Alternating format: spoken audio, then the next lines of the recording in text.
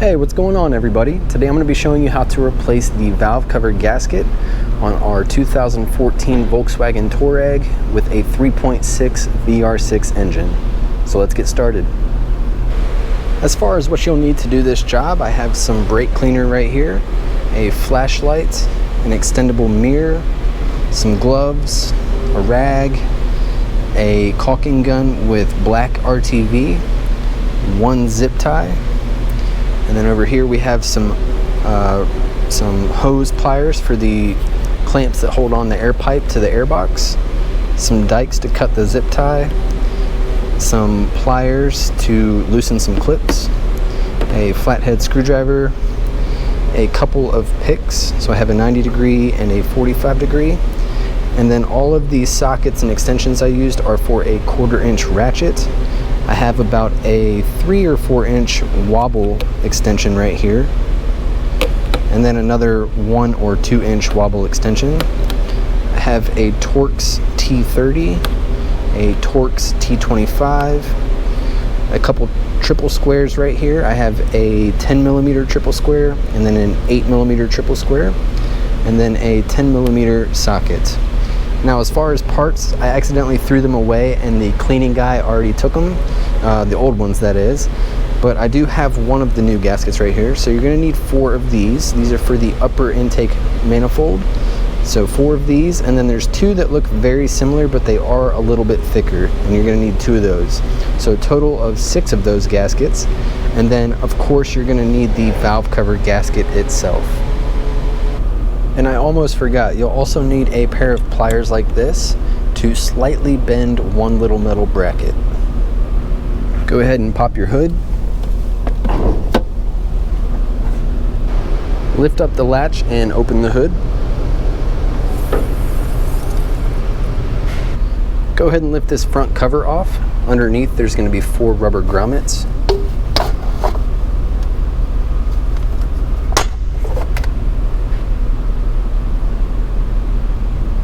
Go ahead and take this trim off right here, so it's just clipped in, and be very careful and work your way all the way back. Looking at the connectors, you can see that they are kind of staggered going all the way back.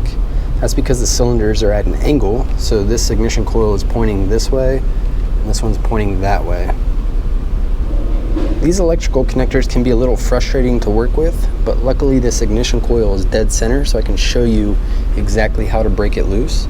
So I stick my screwdriver right behind it, and then I'm just going to apply a little pressure towards the top of it, and you can hear it click.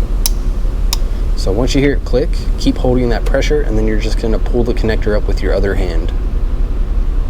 So go ahead and do that for all 6 of them, and you'll notice how this one's on the front, this one right here is going to be on the back, and then the front, and then the back, and so on.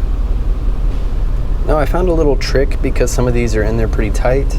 So once you have the pressure off of that clip right there, just take your other flathead screwdriver and apply a little bit of upward pressure, and that connector will come off. But be careful because you don't want to break these. Now to get these coils out, there is a special tool, and it's basically a pair of hooks that grabs onto the coil and pulls it up, but I do not have that. So I found that the next best thing is a really good pair of pliers with really good teeth on them.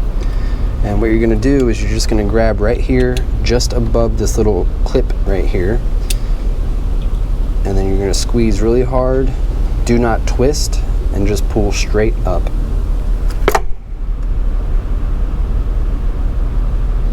So as you saw when I pulled that up, the grommet came loose. Not a big deal. You're just going to slide that over the bottom. You see that square right there, and you're just going to slide that all the way back up until it's flush. So go ahead and do that removal procedure for all 6 of them. Once you have the ignition coils disconnected and removed, we're going to lift this wiring harness up. There's 3 clips, and they're built into this right here. So basically you're just going to gently pull up, and that's the clip right there. So just gently pull up right here, somewhere in the middle, and then in the back. And what I'm going to do is I'm just going to use a small bungee cord, and then I'm going to bungee it up here somewhere out of the way. Go ahead and remove this bracket, and to do so there's 2 T30s up top, one right here, and then a triple square, number 10, right here. So go ahead and take those 3 screws and bolts out and then remove this bracket. Pop this hose right here out of this clip. And then disconnect this connection right here. And it's going to take a little bit of wiggling back and forth to get that off of there. There is a rubber grommet in between it. Disconnect this connector right here. So just apply a little bit of pressure and then you're going to pull backwards. Disconnect this connector as well, and to do so there is a red locking tab. So you're just going to disengage that locking tab and then you're going to pinch and pull off. Once you have both of those disconnected, go ahead and push this one down in and try to work its way around this hose right here, and then we're just going to put those connectors up here. Disengage this hose right here. Next, we're going to remove this air pipe right here, and to do so it's pretty easy. There's just a clamp right here. You're going to squeeze it, pull this off, and then the same thing right here. Just squeeze this clamp and pull it off, and then pull that pipe out of the way. Go ahead and release this right here, and to do so you're going to have to apply pressure on the top and the bottom and squeeze really hard and then pull it off. And don't try to flex this hose too much. We just want it resting right there. This is one of those hoses that if you flex it too much it will break. Disconnect this line right here. So this white tab, we're going to pinch it in and then we're going to pull this off. We have another triple square 10 right there, so go ahead and remove that. So take that bolt all the way out. We're going to loosen this coolant hose right here, and to do so we're going to need to work this over this bracket right here, and it can be a little difficult. What I do is I like to use my pocket screwdriver, kind of get it up over the lips that are on the outside right here, and then we're going to pop it up and off. Same thing right here. And the reason we're doing this is because we want to loosen this bracket right here so that we can take the vacuum actuator out with the intake. And that gives us a lot more room to work with this bracket right here. So to remove this bracket, we have a few Torx T25s, one right here, and right here. And then we also have a triple square number 8 right here. So go ahead and remove those and just remember where they're at. So the triple square is right here.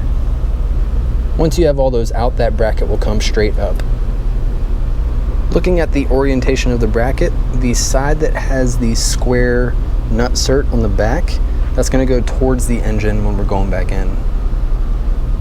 Looking at the actuator, there is a vacuum line coming off of it towards the back of the car.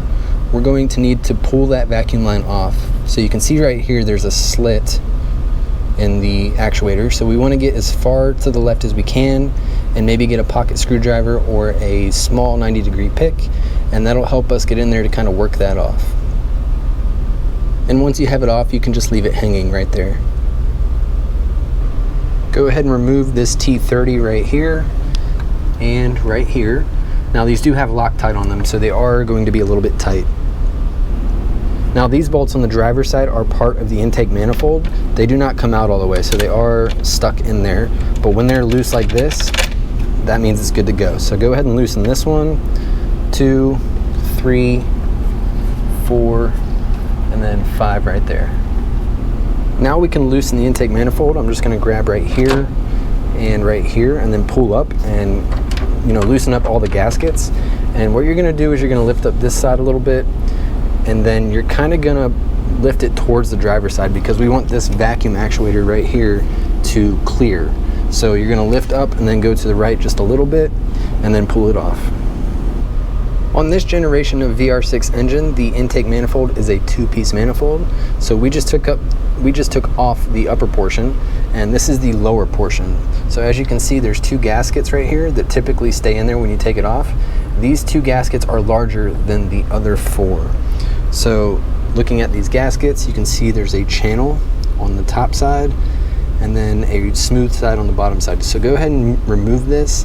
Also, while we have it off, we're going to take a rag and we're just going to clean up any dirt and debris. Careful not to push it down in there, so wipe away. And then looking at the bottom side of the upper intake manifold, I have it flipped over right now, and you can see these smaller gaskets. So we're going to replace these as well, and it doesn't matter if they're this way or this way, you just need to make sure that this little tab right here is in its channel. So go ahead and remove those gaskets and replace those as well. So I may have misspoke earlier, and I was saying to put the bigger gaskets in here. So I'm gonna have to edit that out of the video, but what you want to do is you want to have all of the new gaskets on the intake manifold. So I was running into a problem where I couldn't get the manifold to sit properly, and that was due to these being installed on that and not on the intake manifold. So you want to install the big ones just like this with a little notch right there. Take this vacuum line right here and just flip it up and over the fuel rail just to get it out of the way. Looking at this bracket, you can take it off to make it a little bit easier when you're taking the valve cover off. I'm going to try to do it leaving it in, but if you wanted to take it off, there's a triple square right here, a number 10, right here, and then on the back side right here. Looking at the top of the valve cover, it's pretty obvious where all of the bolts are that hold it down, but there are 3 in the back that are pretty difficult to get to. So what I'm going to try to do is loosen up the wiring harness and pull it back from the valve cover because it is blocking those 3 bolts. So what I'm going to use is one of these. It's a plier tool, and then I'm going to try to get behind right here and loosen this clamp up where it's holding the harness down. I'm going to do that right there.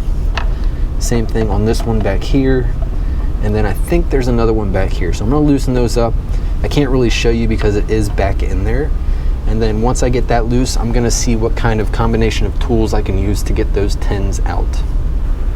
All right, so everything I went through, I'm gonna go through it real quick. I was able to use that tool to get this one out right here. I was not able to use it to get this one out. So what I ended up doing was actually loosening the clamp from the top, and then I got the harness out of the clamp.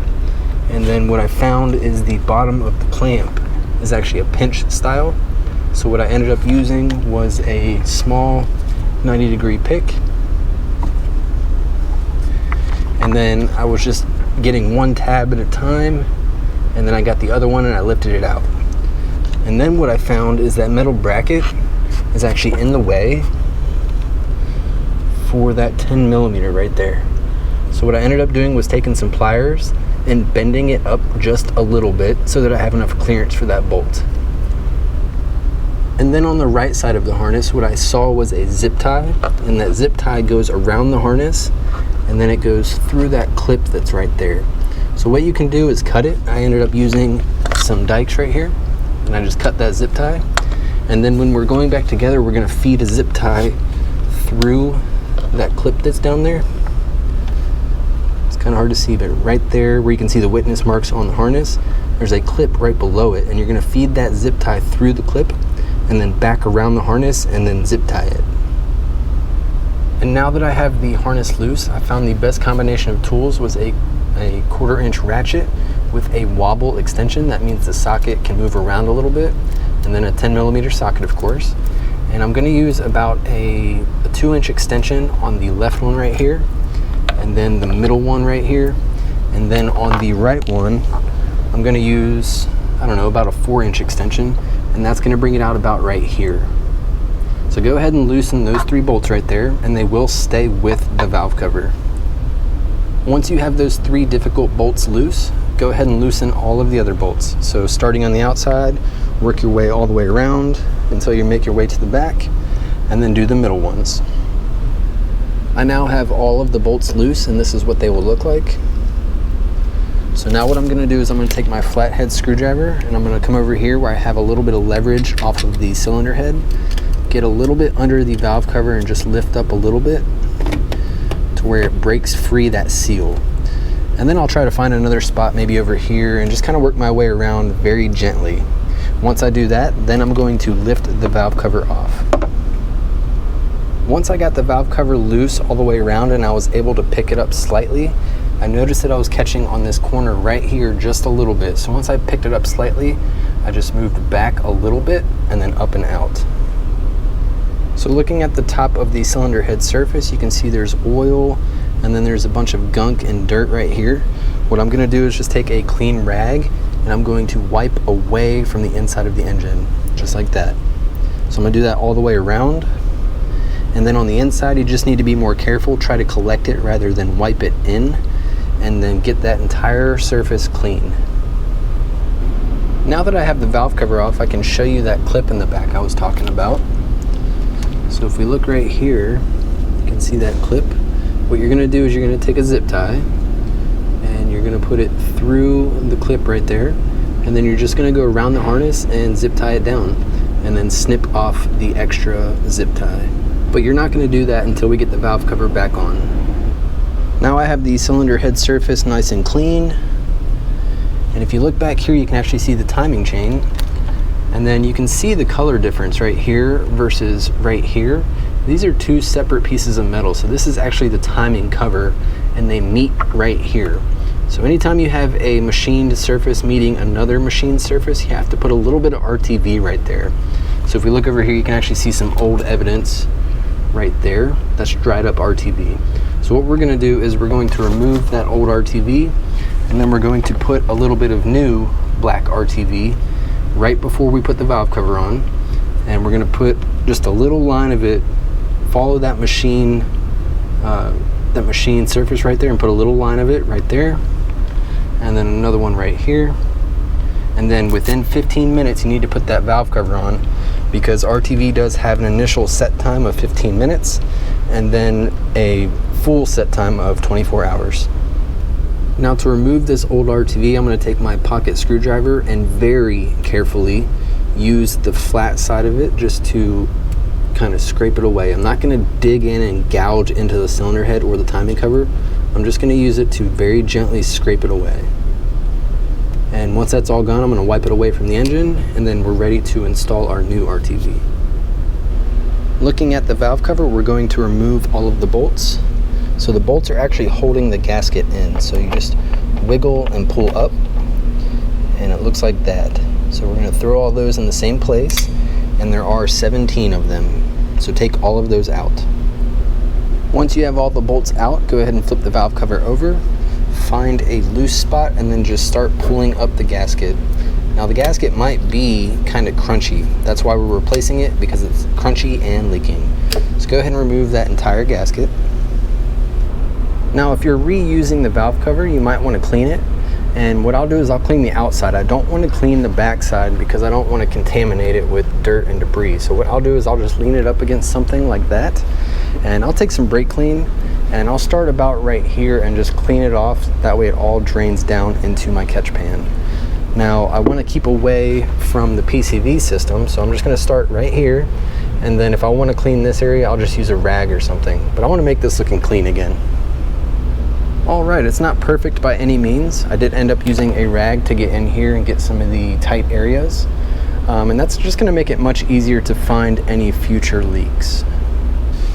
So I've got my new gasket right here, and I also have a little bit of oil in a cap right there.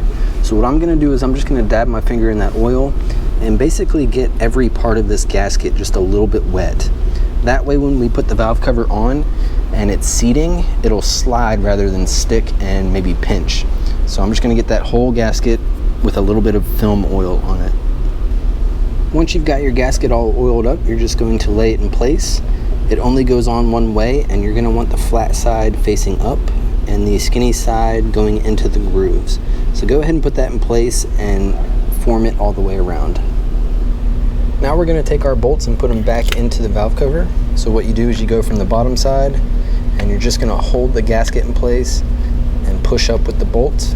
It's kind of hard to do with one hand, but then it will seat in place, and then the bolt just hangs right there. So go ahead and do that for all of them. Now I'm going to apply my RTV on those machined surfaces we were talking about, and I have my caulking gun with my new RTV. So I'll show you guys what that looks like when I'm done. So it doesn't take a whole lot, so I just put a little line right there on the machined surface on both sides. Now at this point we're going to put the valve cover back on, so be very careful. You want to levitate the valve cover above the RTV. You don't want to scoot the RTV. We want to smash the RTV. So get it back there as careful as possible and then push it down in place. Once you have it in place, go ahead and start all of the bolts by hand. Once you have them all started by hand, I like to start in the middle, torquing them down. I know there's a actual torque sequence, but I'm just going to show you guys how to do it if you don't have access to that. I just start in the middle, torque these down right here, and then I start right here, and then I just kind of go in a zigzag pattern all the way across, and then I'll go back around just to double check them all. So go ahead and tighten all those down. Once you have the valve cover tightened down, go ahead and take the vacuum line, flip it back over the fuel rail, and then from here it's just reverse order. I would love to stay here with you guys and show you every step, but I do need to get home today. So if you have any questions, maybe just go back through the video. Please hit that subscribe button for me, you guys. Give me a thumbs up, leave me some comments, let me know what you guys think. Stay tuned till next time. Peace.